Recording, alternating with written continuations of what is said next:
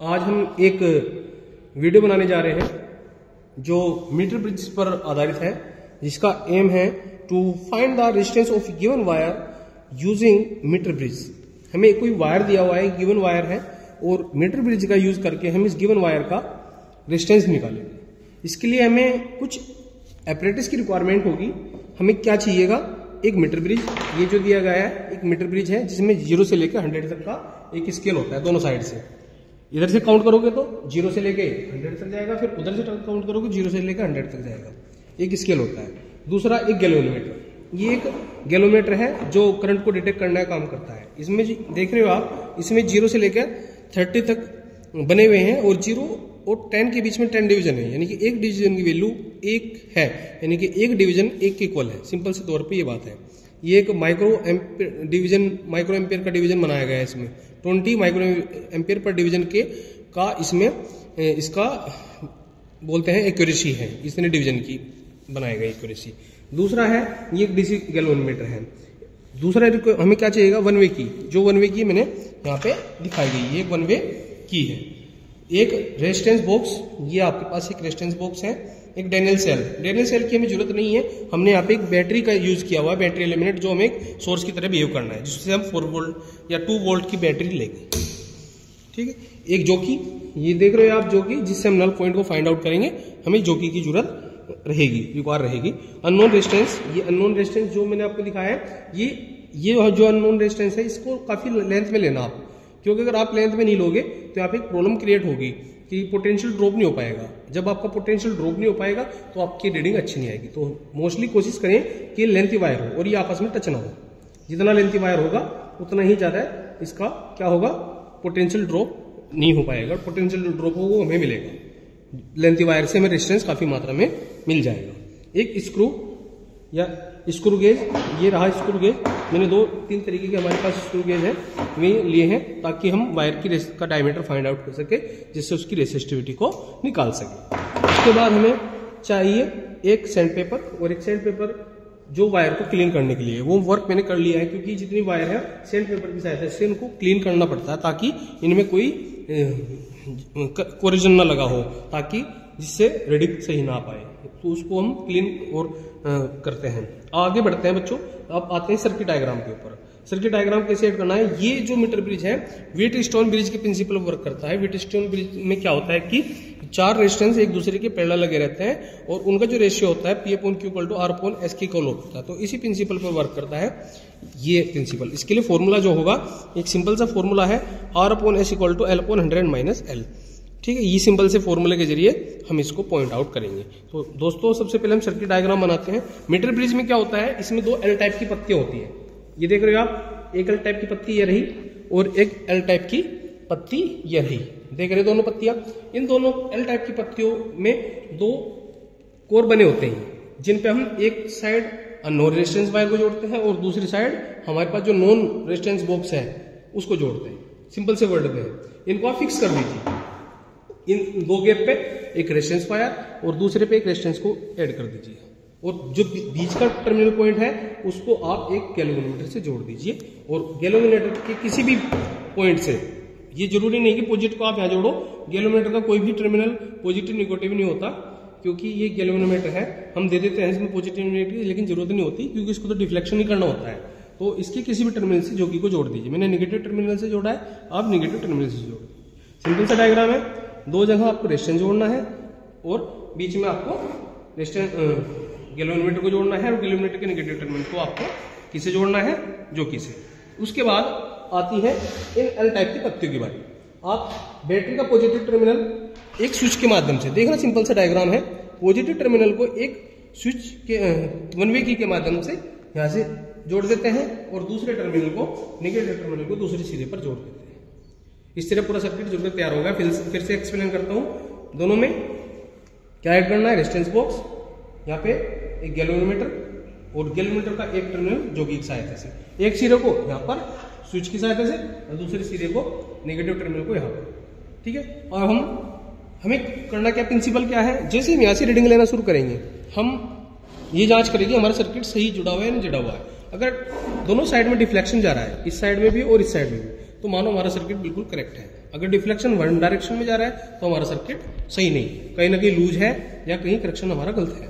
ठीक है, तो हम स्विच को ऑन करते हैं और रीडिंग को लेना स्टार्ट करते हैं। मैंने टच किया, हम स्विच को लगाते हैं वन वे की के। यहाँ पे देखिएगा बेटा, स्विच ऑन किया वन वे की का, तो आगे बढ़ते हैं। इसको एक साइड से टच करते हैं। गैल्वेनोमीटर पे ध्यान दीजिए आप, पीछे को थोड़ा ऊपर को उठा लो उसको ऐसे, है ना। इस साइड में डिफ्लेक्शन जा रहा है, जब इधर से टच करो दूसरी साइड में डिफ्लेक्शन जाना चाहिए। देखिएगा हमारा सर्किट बिल्कुल करेक्ट है। इधर टच कर रहा हूं तो डिफ्लेक्शन दूसरी साइड जा रहा है, इधर टच कर रहा हूं तो डिफ्लेक्शन इस साइड जा रहा है। तो इसका मीनिंग हमारा सर्किट कंप्लीट है, करेक्ट है। अब हम रीडिंग किस तरीके से निकालेंगे, आप यहां से देखिएगा। मैं एक रीडिंग आपको निकलवा के देता हूं और फिर मैं रीडिंग की पूरी टेबल आपको दे दूंगा, ठीक है ना, क्योंकि मेरे पास सब कुछ डाटा पहले से मौजूद है, क्योंकि मैंने पहले से एक्सपेरिमेंट किया है। मैं कोई भी रेजिस्टेंस निकाल लेता हूं, मैं 1 का मैंने एक रेजिस्टेंस निकाल लिया है, ठीक है। तो उस रेजिस्टेंस की वैल्यू को आप यहाँ पे टप कीजिए 1 ओम। आप इंक्रीजिंग लीजिए रीडिंग और नल पॉइंट को फाइंड कीजिए। मतलब जब ये नल पॉइंट कब होगा, जब 0 पहुंच जाएगा, ऐसे चलिएगा। अब देख रहे हो 0 पर, यानी कि 23 पर आपका नल पॉइंट मिल गया है। कितने पर? 23 पर। उसको यहाँ पे फिल कर लीजिए। इंक्रीजिंग में हमें कितना पे मिला है? 23 पर। अब हम डिक्रीजिंग की साइड से चले, दूसरी साइड से।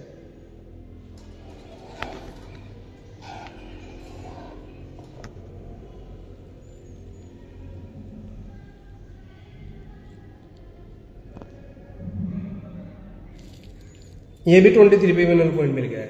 दोनों पॉइंट हमें कहाँ मिल गए हैं? 23 पर। तो मीन कितना निकला? 23। अब फॉर्मूला क्या है बच्चों हमारा? सिंपल सा फॉर्मूला है, फॉर्मूला लगाइए। फॉर्मूला है S equal to 100 minus L upon L multiply R। R जो हमने 1 ओम का रेजिस्टेंस निकाला था, तो 100 minus L, 100 minus 23 upon 23 multiply 1। तो कितना बचा बच्चों?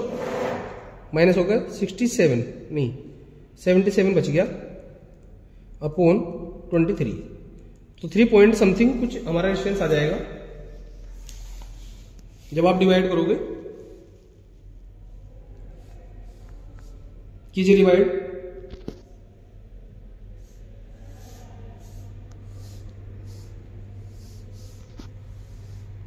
डिवाइड करोगे 23 से तो आपको आएगा 3.34 ओम का रेजिस्टेंस आ गया। तो इसकी पहली रीडिंग आई 3.34 ओम। अब फिर से रीडिंग लीजिए बच्चों।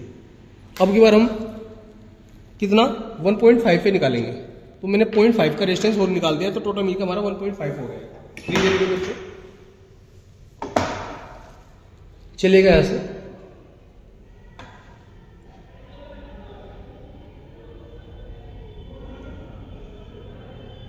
31 पर मिल गई है बच्चों। इंक्रीजिंग में डिस्टेंस कहां पे मिली है? 1.5 पे 31 पर। अब डिक्रीजिंग निकालेंगे।